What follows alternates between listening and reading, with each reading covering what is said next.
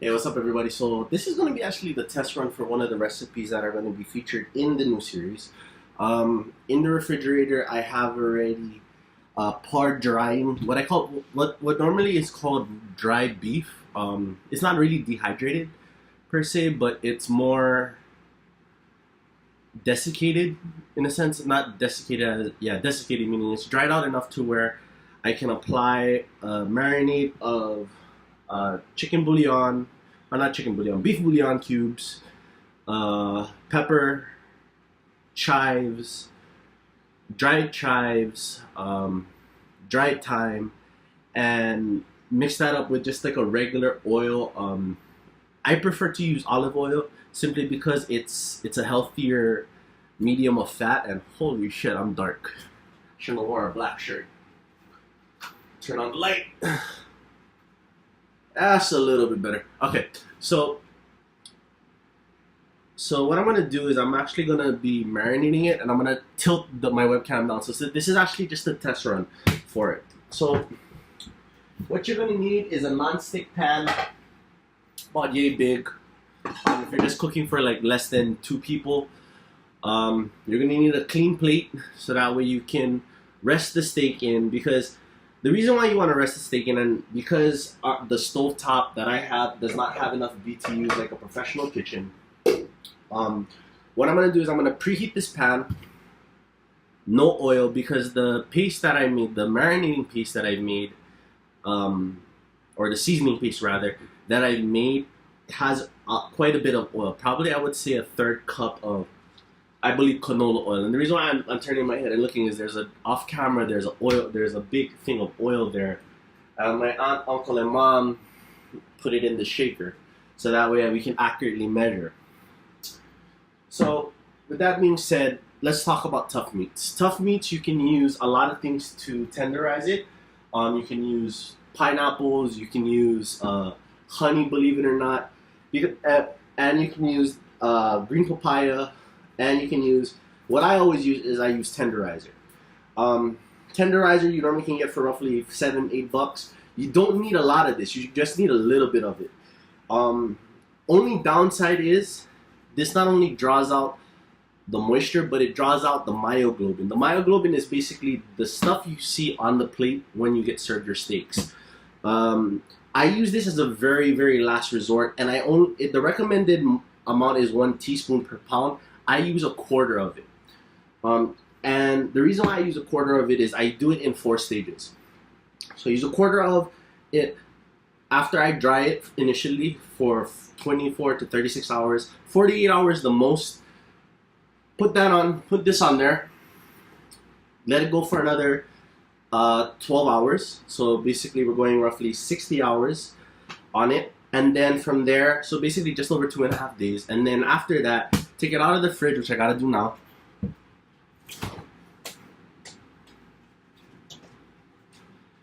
Take it out of the fridge, wrap it in some paper towel.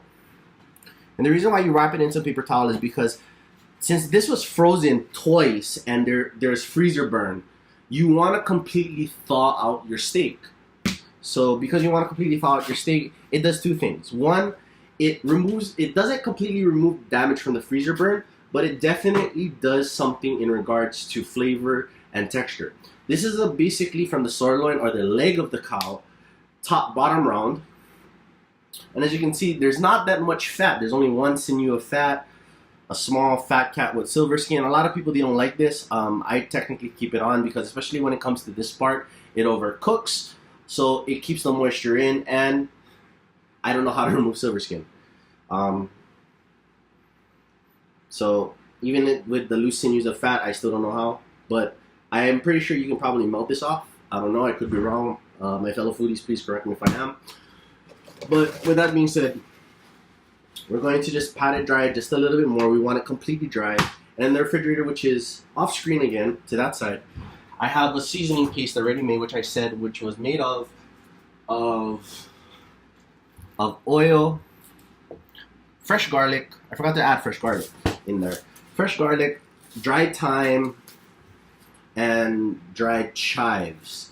The reason why I'm using dried ingredients, dried herbs, is because for some people it doesn't do much. for me, it has a lot of flavor if you know how to use it. Now, I had a lot of trial and error with it, and this much rub, this much paste can go very well with this much meat. So I'm gonna wash up, apply it as it gets to room temperature. Let it set to room temperature for roughly 20 minutes. So at around 5 o'clock, it's 4:32. At around 5 o'clock, we're gonna start searing it off. So I took my steak out. I made it into medallions, or what the basically individual loins. And as you can see, it's not a bright red or a dark red color. It's actually more brackish, and it's not because I cooked it yet. But as I'm marinating it in the beef bouillon cube, dried herb mixture with fresh garlic and a little bit of oil, I'm doing two things. I'm letting the salt penetrate even deeper, and on top of that, I'm letting the steaks come up to room temperature, so that way by the time I'm ready to cook it, it'll be perfectly medium rare. With these type of steaks, especially with the tougher cuts, the cuts of beef that move a lot more, like the legs or the shank, the rib area, which has flat meat, which has brisket, shoulder, beef shoulder, which is a beef shoulder basically, rump, and all of that. You want to cook it to medium at the highest, rare to mid-rare at the lowest, so that way you get a better texture. Now, what I found out was if you just cook it plain, it's chewy as all hell, and you have to cook it absolutely to rare, just below medium rare. Simply because there's not that much flavor in this steak, nor is there a good texture. Now, good texture means that it's toothsome, yet it melts in your mouth. Bottom round sirloin steak does not have that. That's just plain of fact, and it's a preferred beef among Filipinos. But I'm so tired of having what they call nilagang baka, or beef soup, or adobong baka, which is basically a soy-based stew from the Philippines using soy sauce, garlic, if you like it spicy, bird's eye chili, one bird's eye chili, garlic finely chopped, onions, and some of the drippings when you fry off your beef, brown off your beef. I don't like that. I'm kind of sick of it, quite frankly. So I want to try to make it unique, flavorful, and I want to try and make a pan sauce. And I know I'm using a non-stick pan when I should be using a stainless steel pan, but I think I've gotten some really good results from a stainless steel. But we're not actually going to go for a sauce. We're just going to cook these off. Depending on the thickness, I cut it about an inch, maybe an inch and a half thick across the grain.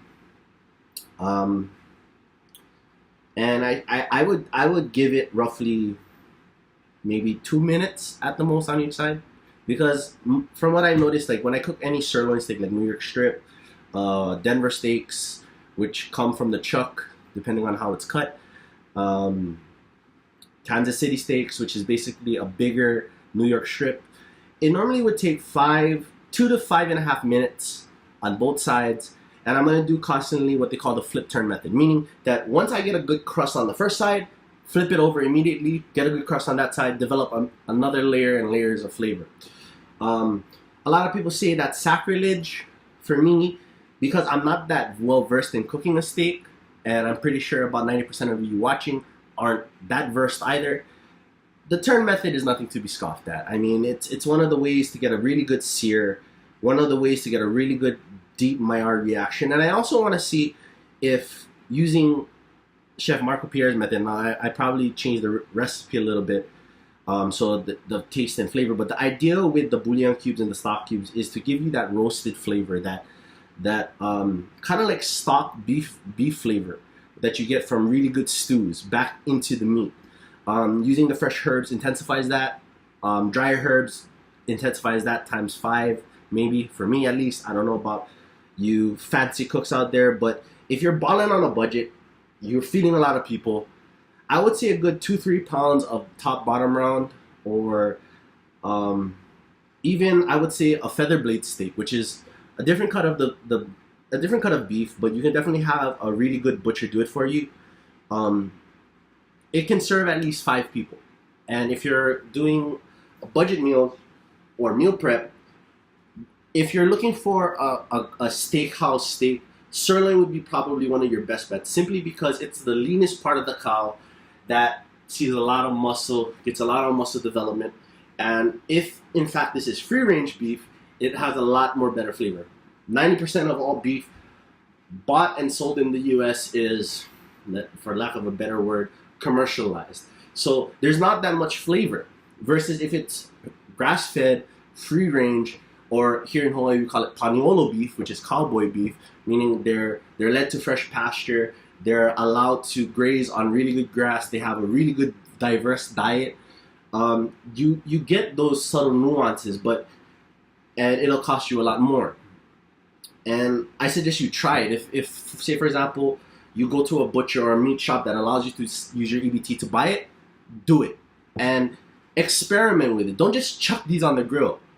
Not to say grilling won't impart delicious flavor, but say for example you don't have a grill, you're not afforded a grill. Your stove range will do just fine. The reason why I say this is when you have freshly cracked pepper, when it hits the pan, it causes smoke. That smoke goes back into the meat, and when you cut into it, you see a gradient from well done to medium rare to the center, and that gradient acts for me as a smoke ring, developing a whole nuance of flavor. So that being said, all things aside, 5 o'clock, gonna cook these and use some leftover rice and see how it tastes. Well, first, raw taste test. Taste it straight up after you cook it out of the pan, after it's rested. And I'm going to do the long rest method, meaning it's a method that Gordon Ramsay uses a lot in his steakhouses. And I find that methodology works best rather than just letting sit for 5-10 minutes after you cook it. I'm going to let it rest probably 11-12 minutes after I cook it, so that way when I cut into it, it's not gonna bleed out. And bleed out means when you see that red juice, that's not blood, that's myoglobin. Myoglobin is actually what gives you that beefy flavor, that sauce that you want to mop the meat up with, or you have your dinner roll and you want to mop the bread up with. That's the stuff, that's the flavor of the beef. So again, get these to room temperature at 5 o'clock in the pan. No need oil. If you want to put a little bit of more oil for basting, you can, but you really just want to let the steaks speak for themselves at this point. If you're using an oil-based paste, see that 5 times fast, you really don't need more oil, especially with a steak like this. It needs to absorb that oil. It needs to absorb those flavors. So let it absorb. Again, 5 o'clock, which is in another 15 minutes. Put it in the pan. That's it. Simple. So it's already 5 o'clock. I'm getting my pan nice and hot. And the way without splashing water is your hands are very receptive to heat and cold. So you can just put your hand like that, just over it, probably I would say about 6 inches over it, away from the heat. And it's fairly warm. But the way that you can tell your pan is ripping hot is when you see smoke just start to waft from the side. Now my webcam does not have really good resolution for it. So I'm going to turn on the light. Hopefully that shows a little bit of it. And I'm going to turn on my vent fan to low. Now the reason why you want to turn your range fan on is because the moment that these steaks go in, meaning these beautiful buggers, is because you want it to start. Now I can already see smoke wafting. So the first things first is you want to get your resting tray ready.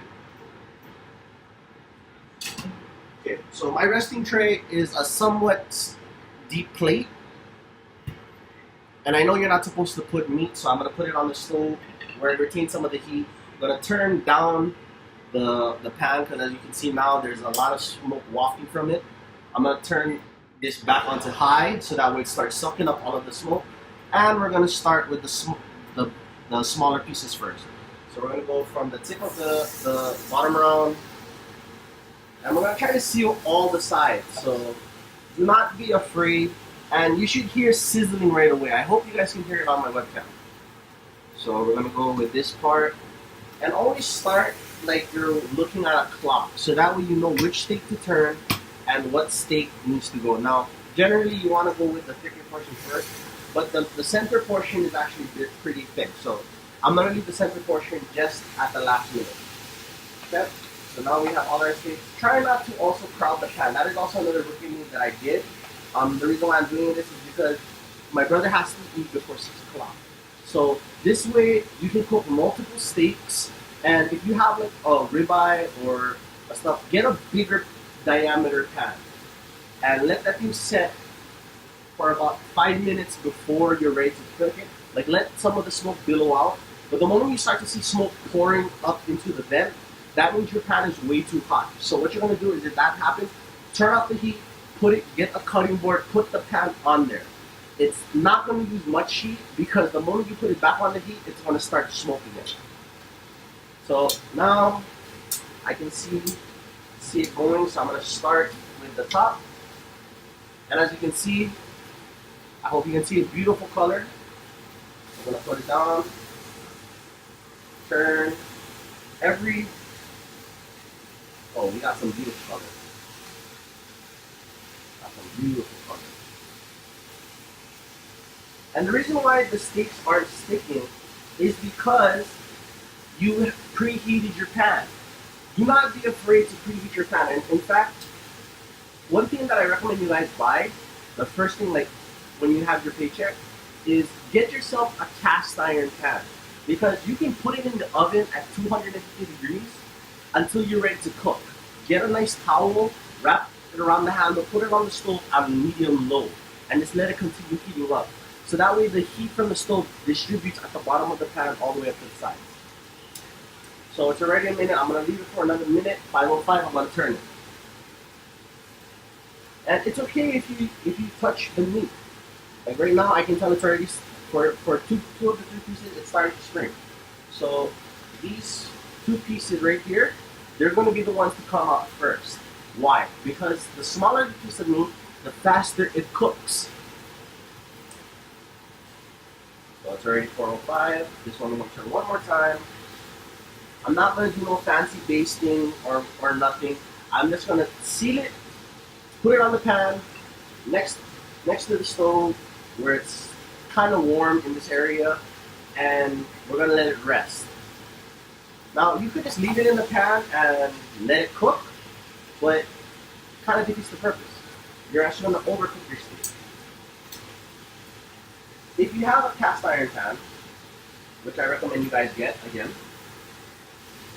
okay, last turn. This one is already done. So once you feel like it's almost like your cheek, where it bounces back, it's done. This one, now it's done. So that was not even 30 seconds. After it turned to 5:05, that's done. These ones can go for another minute.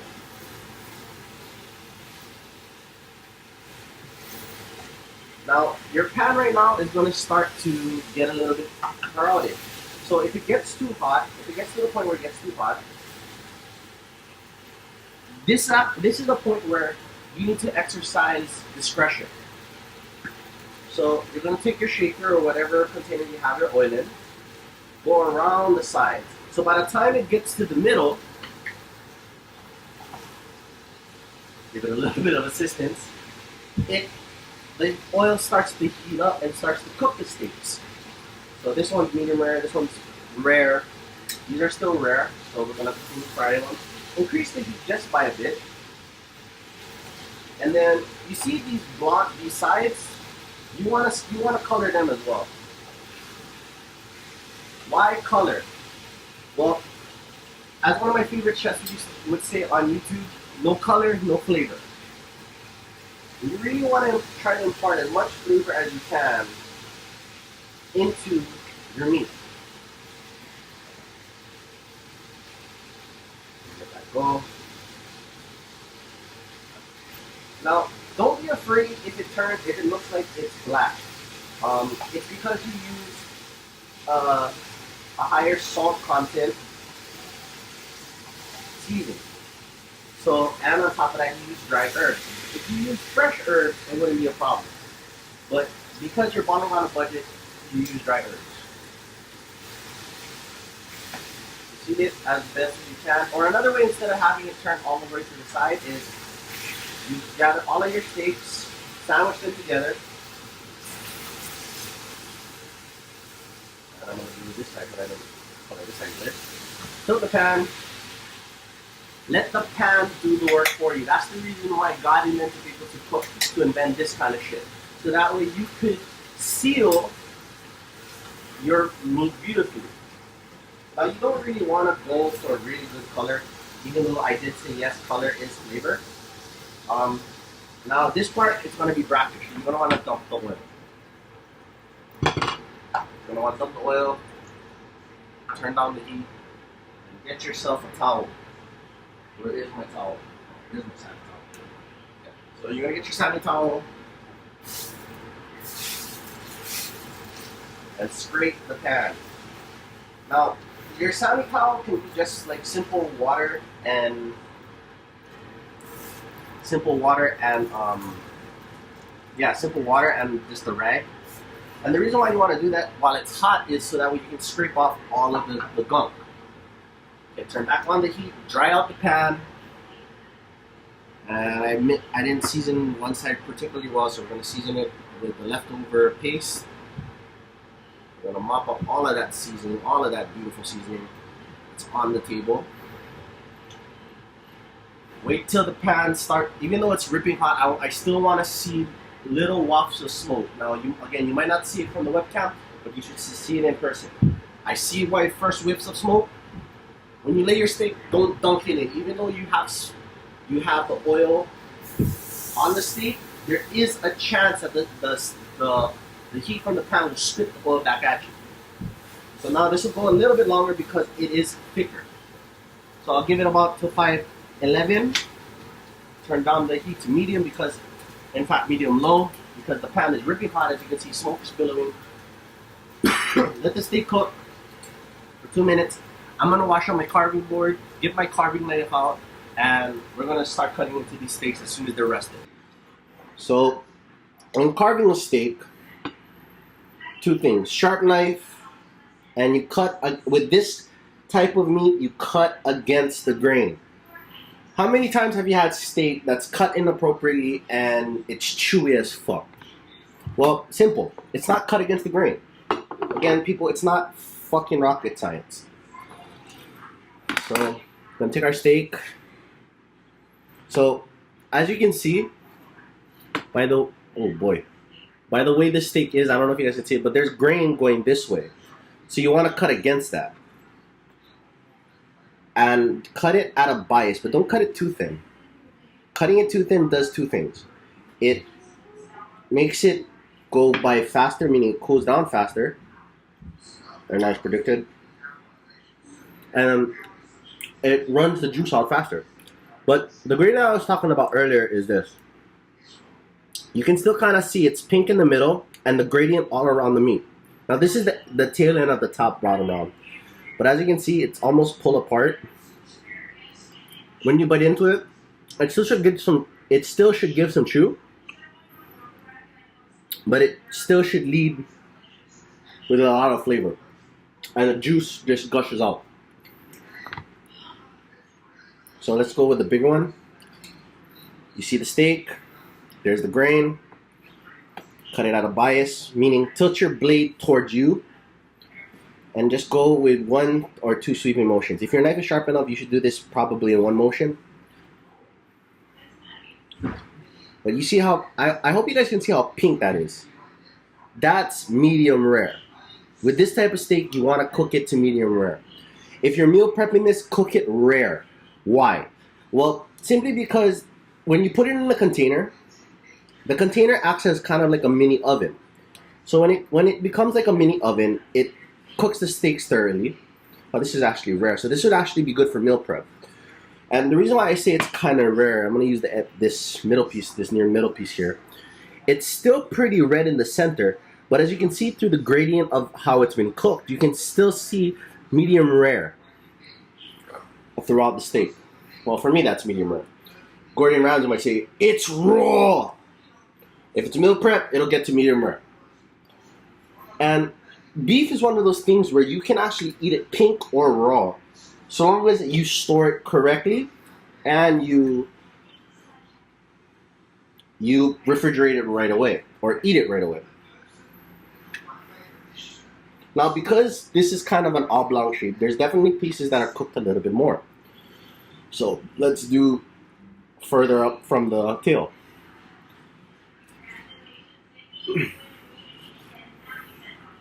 This would be a little bit better example of medium. This would be actually medium rare. This is actually the perfect example of medium rare. For me, at least. It could go for about 2 more minutes in the pan, but I like it like that. My mom, she's an old school. She likes it cooked to fuck. So, round part, against the grain.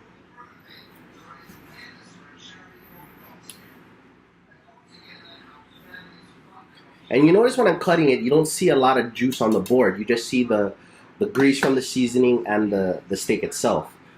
This is the stuff that you want to actually rub your steaks in.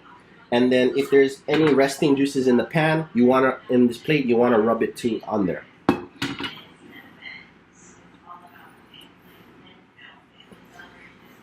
Let's see. Let's taste this bigger piece. Oh yeah. So, why did I say oh yeah when I took that bite? It's 2 reasons. First reason, I air dried this roughly for 4 hours and cured it lightly with pink Himalayan sea salt only, a very light dusting, meaning it's about less than a teaspoon on all sides. If I do a full teaspoon or a tablespoon even, the steak would be straight up too salty.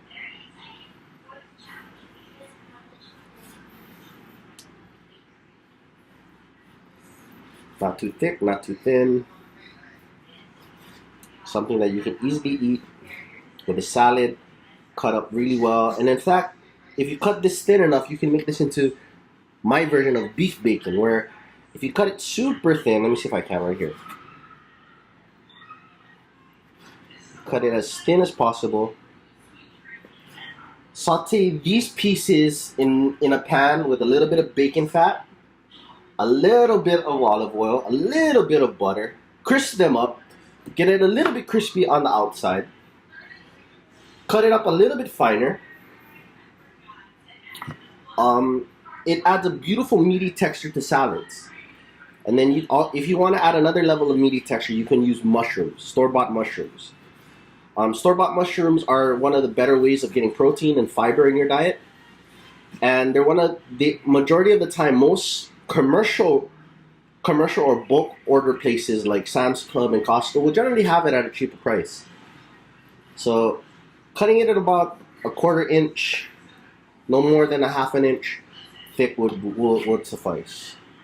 Now all of this flavor on the board, if I had a bench scraper, you'd scrape that up, adjust it on the steaks.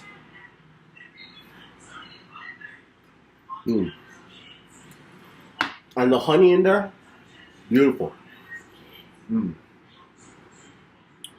So I'm gonna take a few pieces, give a breakdown of the texture on the thicker pieces, because that's, you get a better gradient of texture. And yeah. So I got 7 pieces cut from the biggest piece, simply because you have better texture near the center of the meat. If you were to cut it open, sear it on all sides, cut it open, then seal the other sides. So this is one of the pieces of meat. As you can see the marbling. You can see that because I air dried it, it should pull apart just like so.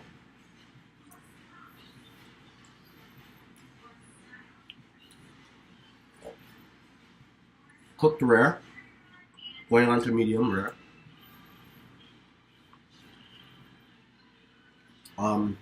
Texture when you air dry and air dry with a little bit of salt, Himalayan sea salt cure,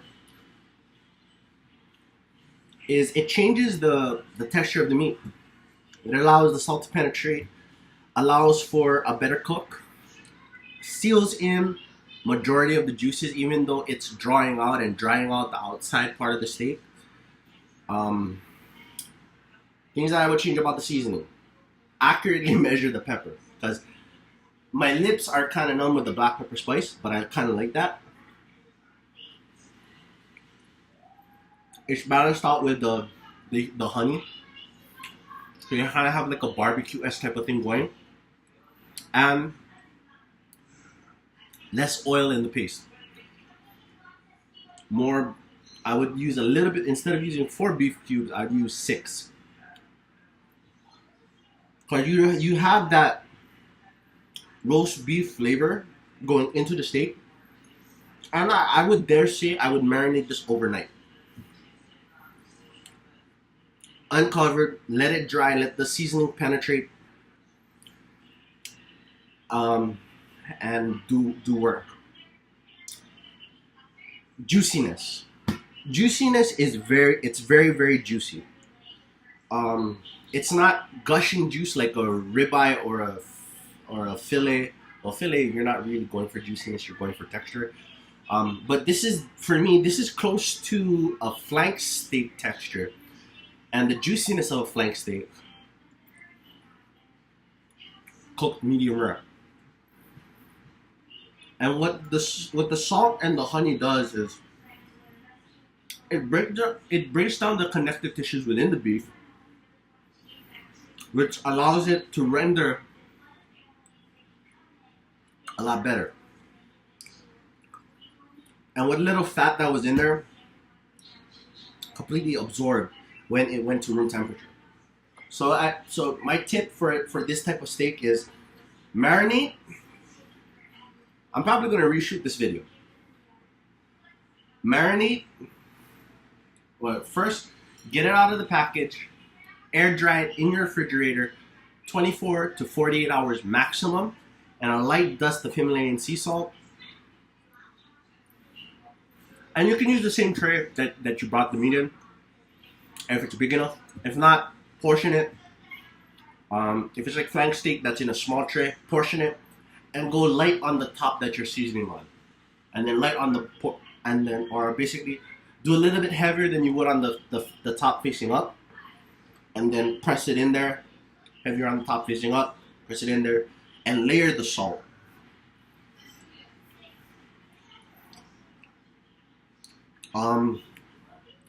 For pepper, when you're marinating it, I don't think you really need it, because the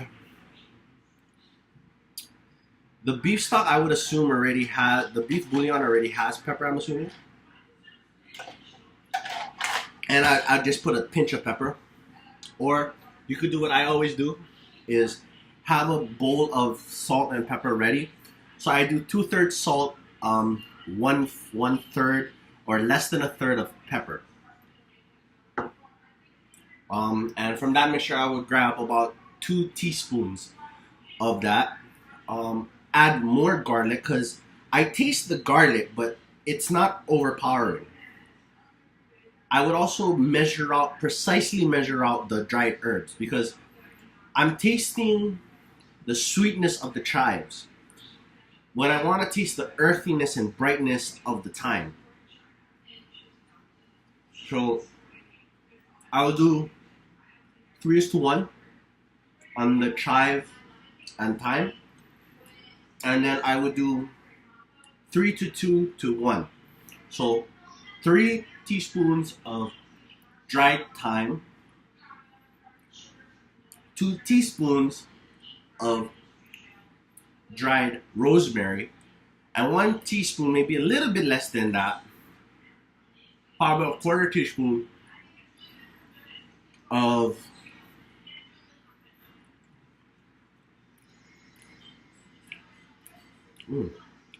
quarter teaspoon of the chives, because it gives a nice oniony flavor. And while I do appreciate oniony flavor, it's very reminiscent of a beef steak, which is basically a Filipino stir-fried steak dish, this works perfectly well. You just need to add a little bit more sugar or a little bit more agave or honey to mellow out the spiciness of the pepper. Sauteed these rare steaks for about, oh, this should on show.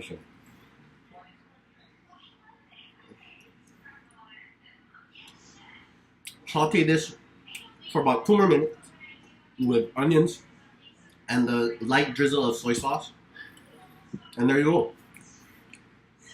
And then I would add about 5 beef stock cubes, 5 to 6 beef stock cubes, and about 3 tablespoons of oil with half a bowl of garlic. Because garlic with these type of steaks brings out the meatiness, makes it more roast beef-like. And you wouldn't need much oil. But I hope you enjoyed this test video. Hopefully you learned something from it. And hopefully I can get better footage. If you like the video, thumbs up. If you don't, If you have any other tips that you want to share, please feel free to comment. Thanks, guys.